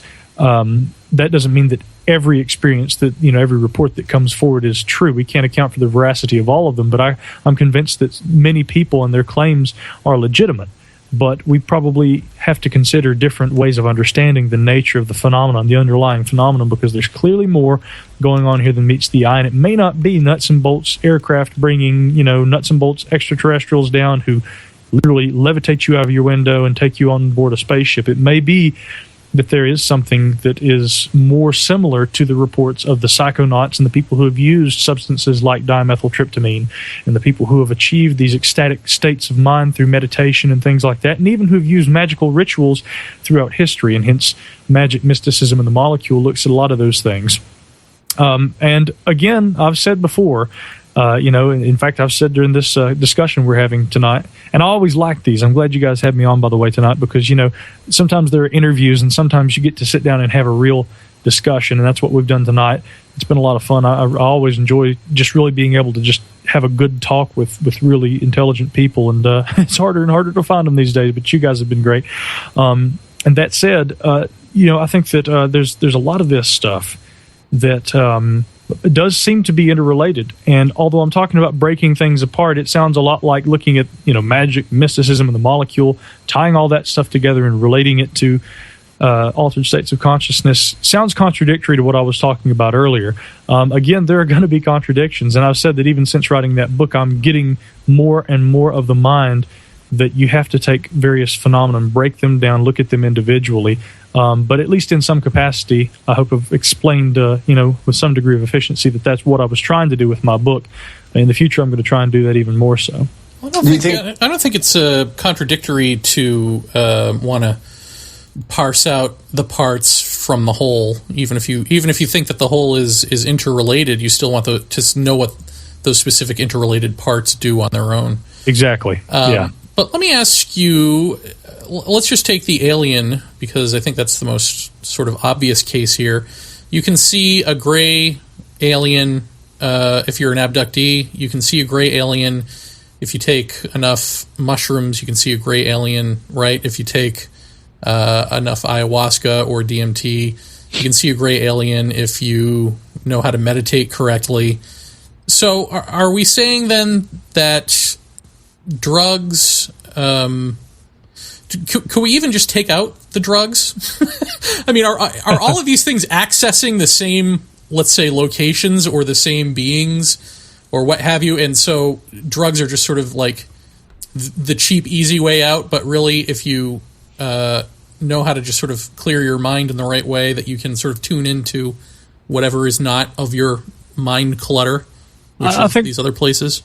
Yeah, I think a lot of people would tell you that that's exactly what's going on. During Strassman's studies at the University of New Mexico, or was it? I believe it was New Mexico in the 1990s, where that study was held, with of course, where he got DEA approval for administering dimethyltryptamine to these people who chose to participate in this study. Now, the thing about that study, there are actually a lot of things about that study that are worthy of discussion here, and I've had brief correspondences with Strassman about it in the past, some of which I included in my book, but the thing that needs to be pointed out is that, as I understand it, most, if not every single one of the participants had actually been previous users of psychedelic substances. And it's not just that these people were going out there for a free handout so that they could go get drugs. I mean, I think that Strassman probably wanted people with a little experience so that they would not be completely and utterly shocked by what is often described as kind of a full throttle, kind of like it's literally just this frontal assault. You're thrust into this really vivid, strange environment. When people, are under the influence of dimethyltryptamine, DMT. I think that Strassman knew that if he had more experienced participants, that people would be able to, weather the storm, so to speak.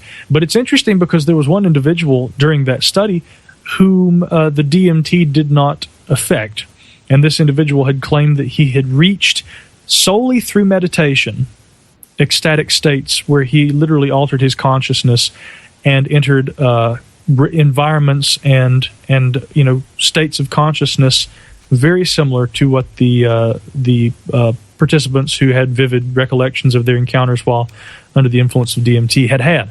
So that was only one instance, but there was a theory that Strassman proposed and that involved the notion that if a person could, through meditation, trigger an altered state of consciousness by what he called an endogenous release of DMT into the body. In other words, you meditate and you literally cause your body to release DMT internally, because what people need to understand is dimethyltryptamine is produced in the human body. Sometimes, although there's very little, very scant, evidence to verify this 100%, but some studies have suggested that at the time of death, that DMT levels are higher in the bloodstream, and this, some have equated with DMT being released at the time of death, and hence when people have these quote-unquote near-death experiences, what may actually be occurring is the pineal gland or something else, wherever the DMT in the human body emanates from, releases this, what Strassman called a endogenous release of this substance, and then people end up actually having sort of a psychedelic experience as they're dying. Thomas Edison laying on his deathbed, the strict, realist, and Mr. Logic during his lifetime, he's lying on his deathbed and starts kind of addressing what appeared to be some things, individuals or something he could see as though looking off into the distance, and said something to the effect of, "God, they're beautiful. Can you see them?" And then passed away. Many people report these kinds of experiences. So I think that one thing that many, proponents of the entheogenic theories pertaining to this is that these substances like DMT that are made in the body, produced in the human body, could be chemical reasons behind ecstatic mystical states, and that yes, indeed, you could maybe take drugs completely out of the picture, and if you knew how to access altered states of consciousness manually, we'll say, you could literally do that without you could potentially literally do that without having to consume some substance. Well, have we figured out whether or not something is more repeatable? For instance, if you have a transcendental meditation regiment, will that produce repeatable results in where you go and what you see, as opposed to Strassman's DMT work? That's the thing. Strassman did a DMT study because he was able to get DEA approval. Unfortunately, since the majority of this research deals with substances that are illegal to buy and to sell in the United States and elsewhere for that matter. Heck, you think our drug laws are bad? It's even more draconian in other places. I think that unfortunately, the repeatability, in other words, the scientific merit of these circumstances and the ability to study them scientifically has fallen to the wayside because there's still a very taboo association that most make with the consumption of these substances. Now, I'm not advocating that people go out and take dimethyltryptamine or they start eating, magic mushrooms and things like that. What I'm saying, though, is that if there's any, scientific merit to further studying these, I know that they've been able to get, pharmaceutical kind of pill forms of psilocybin and things like that and administer studies. I think Johns Hopkins University 2 years ago may have engaged in a study where psilocybin, in pill form was administered to people who had mystical experiences and described months after the fact still feeling happier and still having lasting what they called positive effects after that experience. But generally speaking, those kinds of things are still considered very taboo, and therefore those instances are not going to be afforded the scientific understanding that we could by now perhaps have of them, or at least we aren't any closer to achieving that understanding because society labels these things as bad, and we have them outlawed, and you can't buy them, you can't sell them, and of course anyone in the scientific mainstream who tries to involve themselves in studies associated with these is going to be called a crackpot, or they're going to be accused of corrupting people and investing in corruption and things like that. It's kind of a twisted situation. So Jeremy, I don't know about in terms of the repeatability, if that's something that we have even gotten close to understanding because of the taboos still associated with these substances. Let me ask you one more question, and then I'll hand it off to Jeff. We had on a Lakota man named Teokasin Ghost Horse a few times, and some of the more controversial things, or I put that in quotes, he said, were that language is not... it's not an evolution, let's say. It's not anything. It's kind of worthless. Written language is not impressive, basically. Language is not impressive. He also spoke circularly, which bothered a lot of people on our message board, and I had asked him, what do the Lakota do in their free time, and what do they sit around doing? And he said basically they tell jokes. And now I'm reading a book on the Bushmen of the Kalahari by Bradford Keeney, and he lived among them as one of their medicine people for many, many years. They accepted him in and showed him their ways of what he calls, original spirituality, because they were sort of the root race of humanity, and before there was religion, there was, the Kalahari people doing their Kalahari thing. And they speak circularly, right? They don't speak in linear terms. They talk about language and thought getting in the way of actual spirituality, and they, try to be as absurd as possible, because basically laughter and love are the key elements to having the ecstatic God experience. So I wonder, I put these things together, and I put them together with George Hansen's trickster theory, which, leans heavily on being anti-structural. Well, anti-structural to what? What's the structure? The structure is Western society. So to be anti-structural is to be absurdist, laughter, all of these sort of indigenous things, is to cut the crap of linear logic, is to cut the crap of language, and to be irrational in a sense.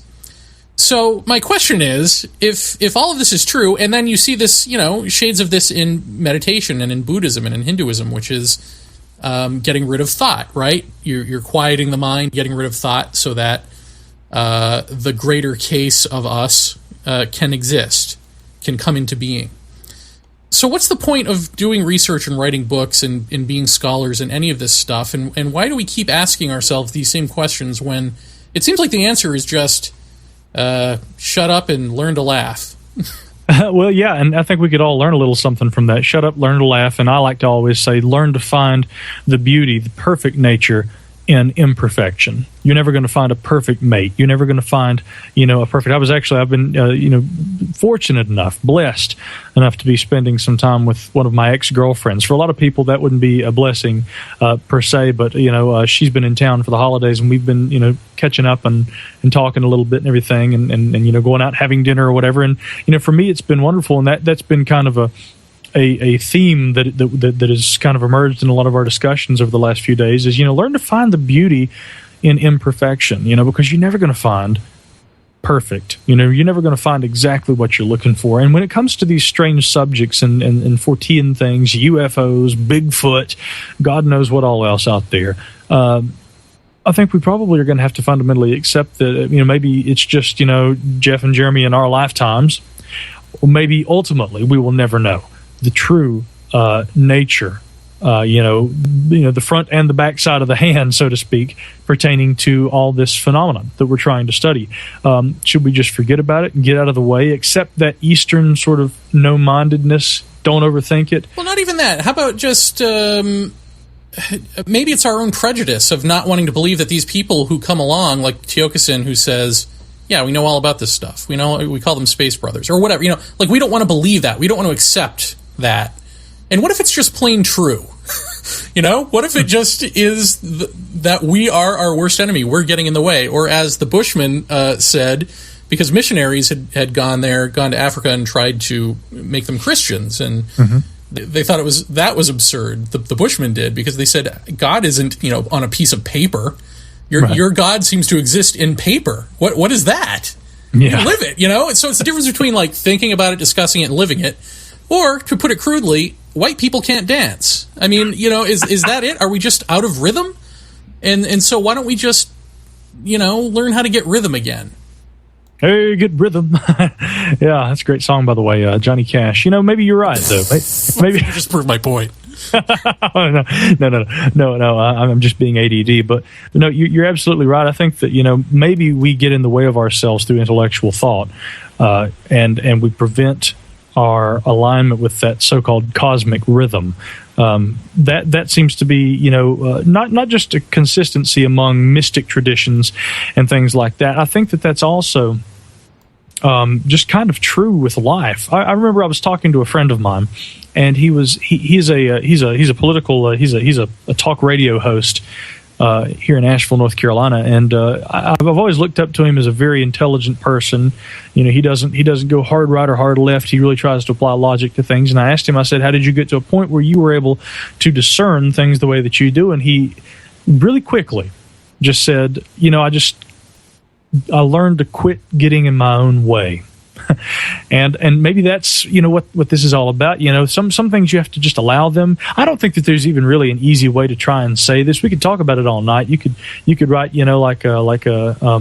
what was his name, Ezra Pound, the famous poet, his cantos, this long philosophical poetry that has this rhythm and this kind of theme throughout. You could spend your whole life working on something like that to quantify exactly what we're talking about right now. But maybe what it just boils down to is, hey, why so serious? Don't let your seriousness and don't let your passion for what you're pursuing get in the way of the pursuit. Learn to enjoy the ride, so to speak.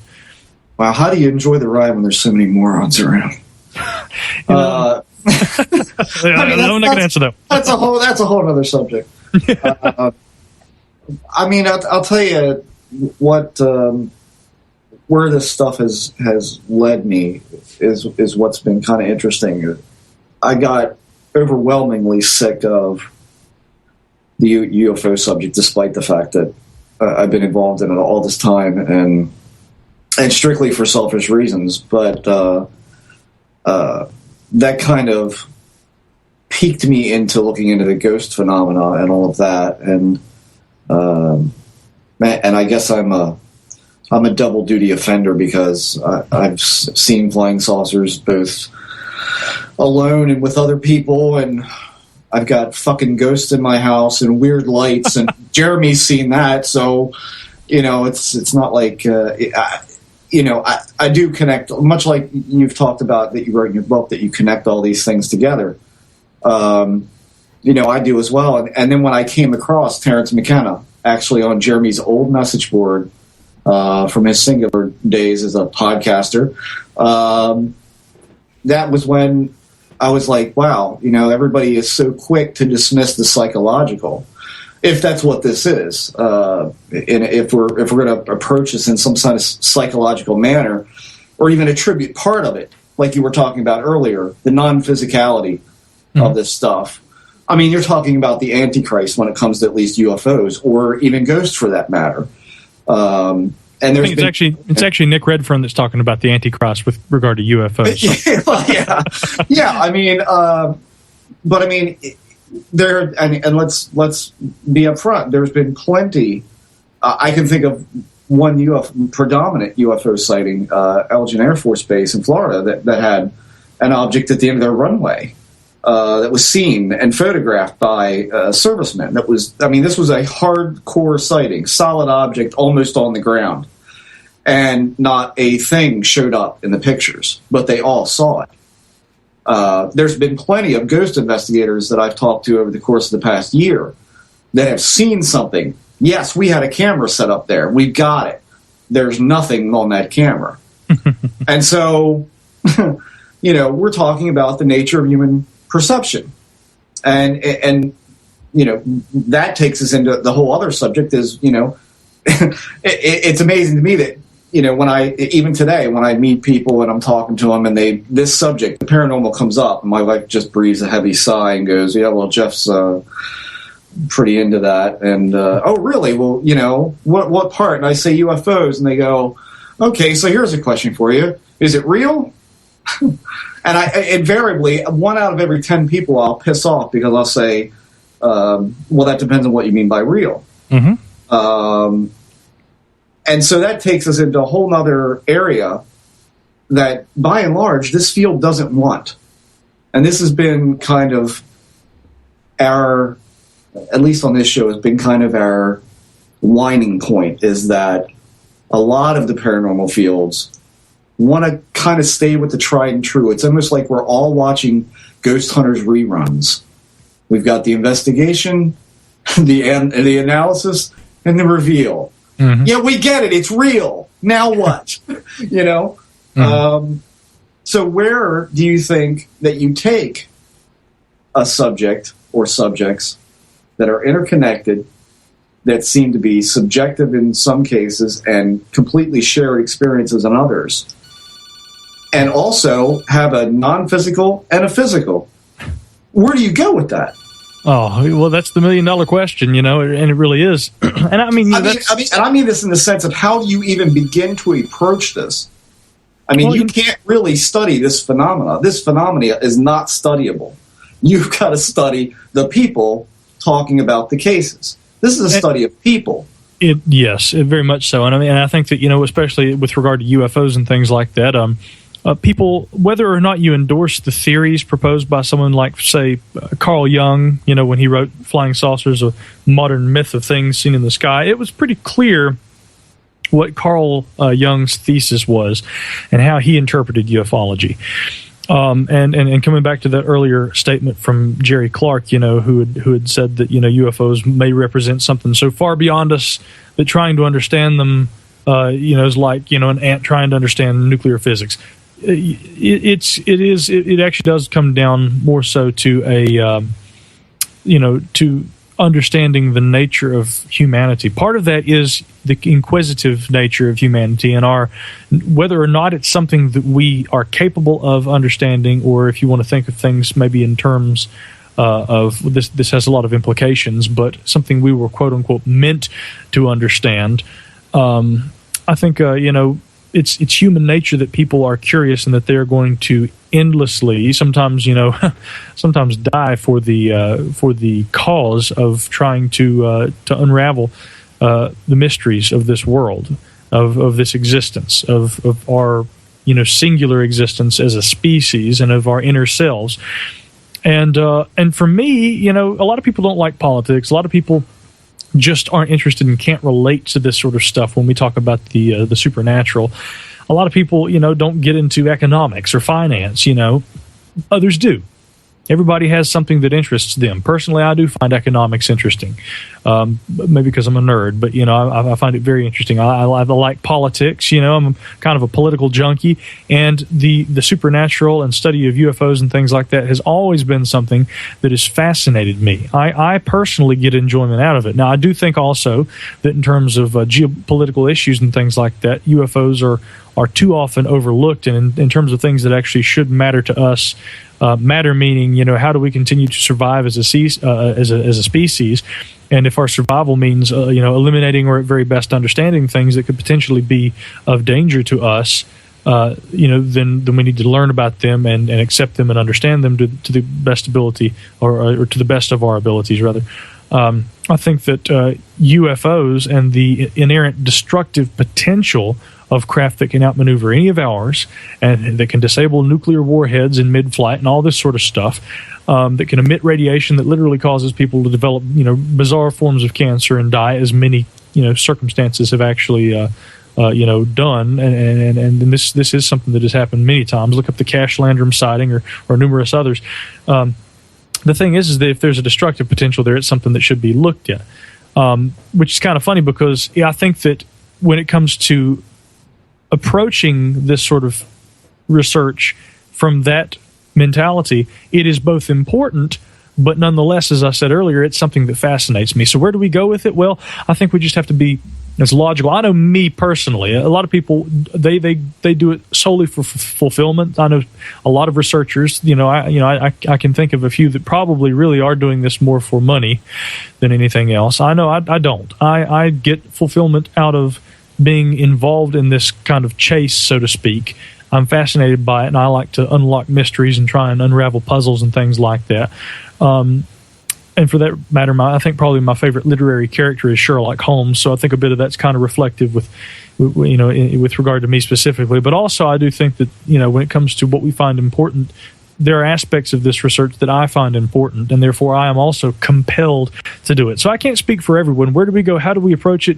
And is it really dealing with anything more than just ourselves here?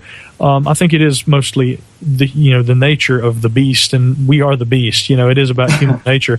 But for me, it's something that I'm compelled and driven to do. And I won't speak for others, but I'm sure that and I'd hope sincerely that there are other people out there that for the same reasons, are involved in this sort of research.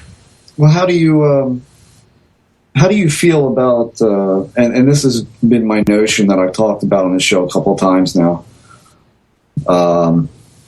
Clearly, when we're talking about something like a trickster element in these things, it's a divergent. It's a dog and pony show. My old research partner said to me one day, what would you do if you found out 10 years from now that this was all about folly, that this was nothing more than something to occupy you between birth and death? Would you be disappointed in that? And I would say, well, obviously there's something out there that wants to entertain me, so I guess not. But I've kind of thought about the way this thing operates, and I've looked at the way people respond to it. I think that's what I'm more fascinated with than the actual reports anymore. The reports are similar and interesting and all of that, but it's because, you mentioned Cash Lantern, just for instance. You can name half a dozen other cases like that maybe weren't quite as intense, but sure, yeah. Can we regulate that kind of event to the phenomena? Not really, because we don't know. Mm-hmm. Likely that there was a military element to that following this thing around, almost says to a lot of people that this is probably a test flight of some kind of new aircraft that was going awry, and God knows what else has fallen into that category. So it's very hard to take a sighting even these days, or a piece of videotape, and say, well, that's definitely this phenomena, because, as UFO researchers like to say, we don't have anything that can do that. And that implies that what we have, which they don't. Mm-hmm. Right. But I think about all of this stuff mixed together. And so looking at how people react to it has become what I think is the most interesting part. And it seems to me, going along with the psychedelics, the altered states, in both abduction, UFO stuff, ghost stuff in some cases, it seems to me like what the trickster's protecting is what's after this. What's after this life. And I think for any of us to say we're going to be able to solve this thing, you'll solve it when you take your last breath. I think that's when you'll find out. Mm-hmm. I think that's what is being protected here. I definitely get the sense that all of these diversionary things being thrown into the mix may be in part human behavior, but in some part seems to be deliberate. There seems to be a deliberance of yes, you're on the right track, lead you so far down the line, then cut you off and nothing, and you're left holding the bag going, what was that all about? And then it changes. My own experiences have changed drastically over the years, and have never been. I get the most nonsensical words out of these experiences, phrases and things that have been said that don't really make any sense to me at all. What do you say to that? Do you think there's any? Because going back to the DMT thing, you mentioned that at death, this is released in a massive way when people are dying. Well, it's also released in a massive notion when people are being born. At birth and death are the two highest rates of DMT dumps.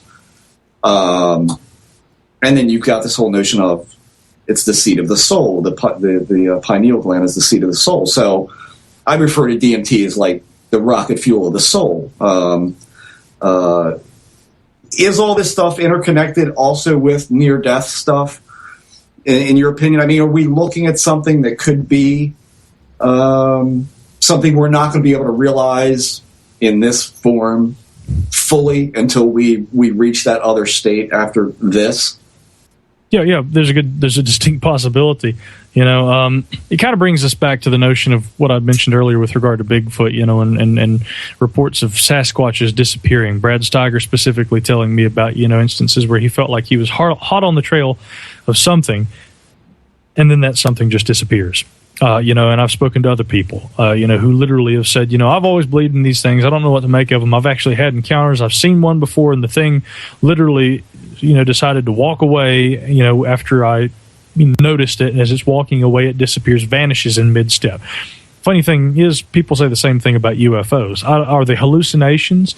Or hallucinations, in a strange way, a part of the human physiology? Are we meant to hallucinate, much as we, some propose we do at the time of our birth and at the time of our death with these DMT dumps, like you mentioned, Jeff? It's a thing where I think that, yes, in a sense, it's almost as though some of this stuff is representative of not a continuous, valid phenomenon, but little fragments that hint at a phenomenon that we are just shown glimpses of at times. And see, at this point, it almost becomes a philosophical discussion. We are clearly talking right now more about the human experience than the actual phenomenon per se, because taking this approach, the phenomenon is in itself part of our humanity. So I don't know. It's a different. Well, it isn't as much as we perceive it. I mean, this is the part of it that I have a hard time getting people to understand when I'm talking about this, is that we can't really separate ourselves from this phenomenon. Like you talk about dissecting it, but we're always dissecting it through the goggles that we have on, because it's all we got. And clearly those goggles, as applied to like ufology, or at least abduction phenomena stuff, it seems very clear to me, and I'm sure other researchers have said this, and I can't be alone in this, that these beings can alter perception in us like that. And so how are we to know what's being perceived, and therefore how to dissect the perception that we have? You see where I'm coming from with this? I think so. And breaking it apart into the two elements there's the aspect of it that we can't control, and then maybe there's the part of it that we can control. We may not ever be able to control the way that this phenomenon appears to literally affect us, whether you mean physiologically or whether you mean spiritually or all of the above. What we can change, though, is that part of that perception knowingly has been built up by our own expectations and our own innate curiosity and our tendency to look for the next clue and anticipate what's going to come next. And therefore, again, I say we have crafted kind of the loose facade of a story, around what we hoped would be a middle, a climax, and a resolution, when in truth, if the nature of the universe is fairly chaotic, those things don't exist. And we have to look at separate phenomena individually and just say, hey, you know what? Unfortunately, we may not ever know the entire truth, but we may be able to learn more about these individual elements if we just try and break them apart and look at them. One's a perception that we can control to some degree, the latter of those two. The other, as you had mentioned, it's probably going to be something that will continue to fool us. It is so innately a part of us that we'll never understand it. But I know that, in terms of what we can and cannot do, one of those, thought processes, if you will, is something that we can control and manipulate. It's not too late. Most people just don't want to do it. The other is something we'll have to learn to live with. Yeah. Well, I mean, as far as at least alien abduction stuff goes, you have mentioned very early on in the show that, to dump the entire regression hypnotherapy line or typical scenario, let's put it that way, doesn't leave us with much. But in fact, there are a lot of people who remember experiences outright. Sure. And have you spoken to a lot of people who remember completely outright their entire experience or most of it? And how do you find that differs from the scenario of Hopkins, Jacobs, Lamb, so on and so forth? I haven't spoken to that many people who have recalled their experiences outright. What's interesting to me is that a lot of the time, people who say that they remembered things without hypnosis they had recollections sometimes through dreams. Mm-hmm. And actually a good classic example of that would be the Betty and Barney Hill abduction. Here they observed a UFO craft in 1961. And they were traveling along. They actually, according to some sources, literally stopped their vehicle on a few occasions to observe this craft through binoculars, which immediately says to me that, when they got home and it was more than 2 hours longer, the drive home than it should have taken, I wonder if this could have also factored in, stops that they may have made and how long they had spent actually observing this object through binoculars, as they had said that they had done. But all that aside, after the initial experience, there was no actual memory. Betty and Barney go home and gosh, can you believe those little guys? Boy, they were weird. They don't remember immediately the actual experience. Betty Hill, claimed that she had remembered, but through dreams. Can we actually call a dream a memory? This is something that I've noticed that a lot of abductees have talked about. They will say that, I began to remember through vivid dreams, but a vivid dream may be representative of something that actually happened, but in the truest sense, it's not a memory. When I lay down at night and I dream that I'm being chased through the woods by a Sasquatch, I doubt that is something that actually happened to me, but rather a dream that I'm having based on maybe something that I'm interested in. That's, as a matter of fact, I would go so far as to say that that's 100% the case every time when I have a dream about a Sasquatch or something like that chasing me through the woods. Now, could I go so far as to say that people who might have an interest in UFOs might lie down and have a similar dream, and they begin to have reoccurring dreams about UFOs and things, begin to wonder, I wonder if I'm actually experiencing memories. And then they feel justified when their quote-unquote memories are, kind of verified through hypnosis that occurs later, which we may, consider bunk. I just, to put it all out there, I don't trust hypnosis at all. I don't want to disclude the possibility that repressed memories might resurface through hypnosis, but there are so many instances where, again, that's been found not to be the case that I don't look at that as something that's reliable in terms of research. So when we look at how that pertains to the early cases, Bud Hopkins, and keeping in mind that that there's the two influential books that came out in the 1980s, Communion and Intruders. But in Communion, of course, Bud Hopkins was a key player there, and all this had to do with Whitley and Bud's abductees, the people who had come to him, undergoing hypnosis and recalling these events. In many instances, people who have said that they've had recollections, in truth, had these recollections via dreams that preceded the hypnosis. And I don't know that the dream aspect, in terms of considering that a valid memory of a real event, can be any more trustworthy than hypnosis. Now, that is not to say, though, that everyone who has claimed to have been abducted was either dreaming or was later hypnotized and made up the entire thing. But I'm telling you, in terms of people I've spoken to, I can't right off the top of my head think of one individual who said, I was on board that craft and I came back, they put me back in my room, I remembered the entire thing, it really bothered me, and I finally told my wife 2 days later, yada, yada, yada. I've never actually encountered a situation where someone said this, without a shadow of a doubt, is what happened, and I remembered it. Well, we need to talk, don't we? Yeah, that'd be good. But again, not to say that people don't say that. I'm saying I've not had people come to me and say that. I know that there are reports and that they exist. Well, I mean, it's just, for me, the hypnosis, the whole hypnosis argument, I mean, right now for me, it's kind of a done issue, because I don't know how much more that can be presented about it. After the Lilienfeld show, I was pretty much summed up exactly what I thought about it over the years.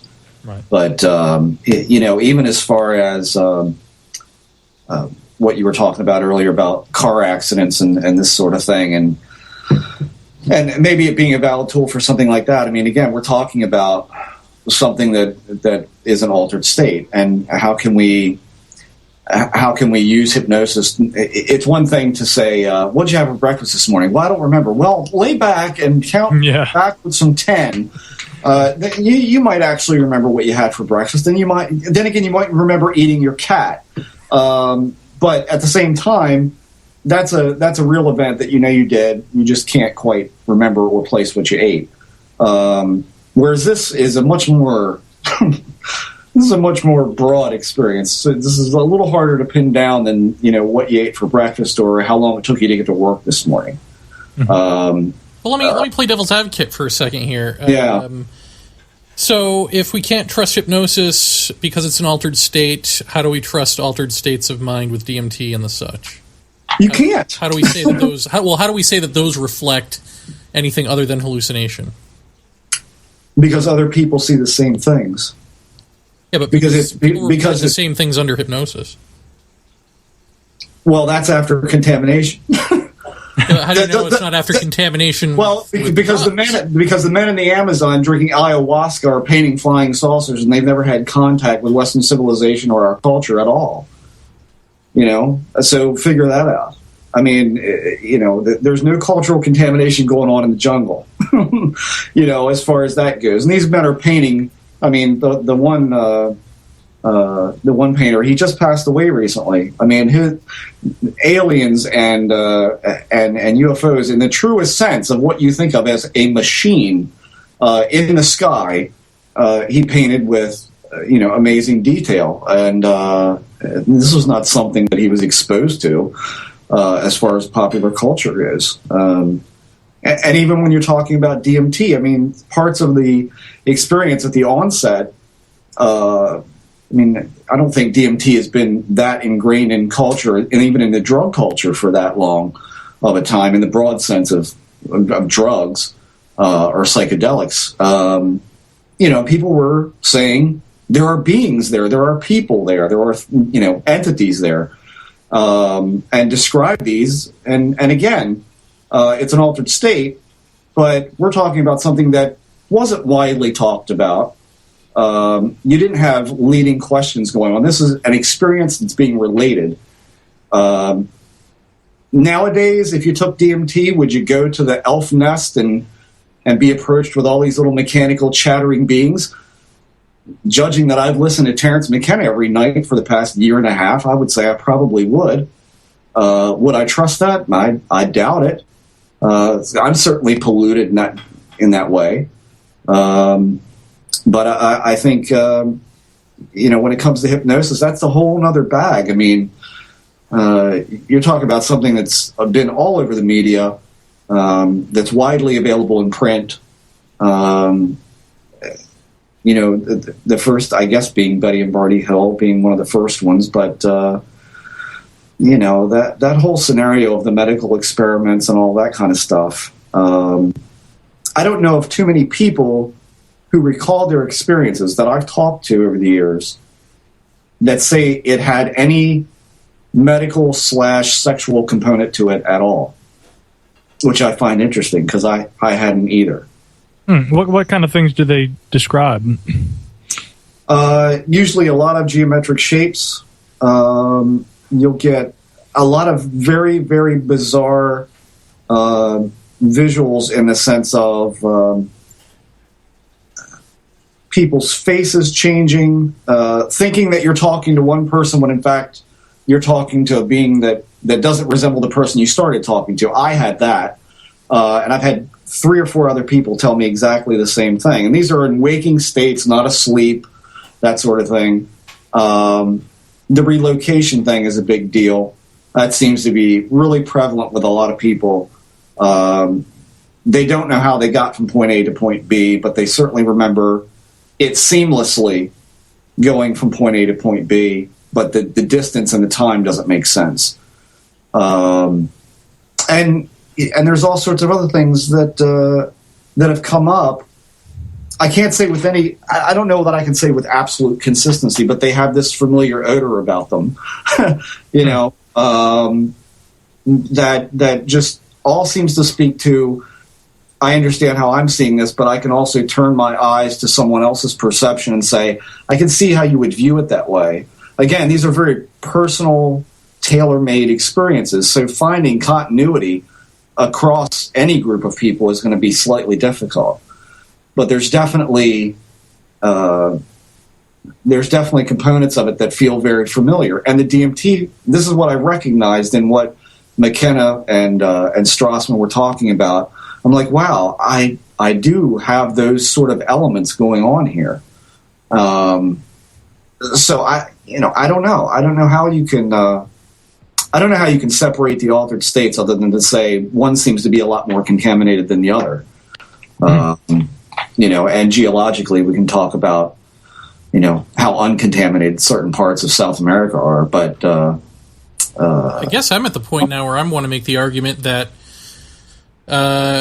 if we are embedded in this larger ecosystem or this larger environment that we have blocked out with structure, and so it takes being anti-structural to get through to us, or to pierce that veil or whatever, that we are actually right now living in an altered state of consciousness. Oh, yeah. and that's why, the indigenous folks just sort of roll their eyes and go, boy, you guys just don't get it.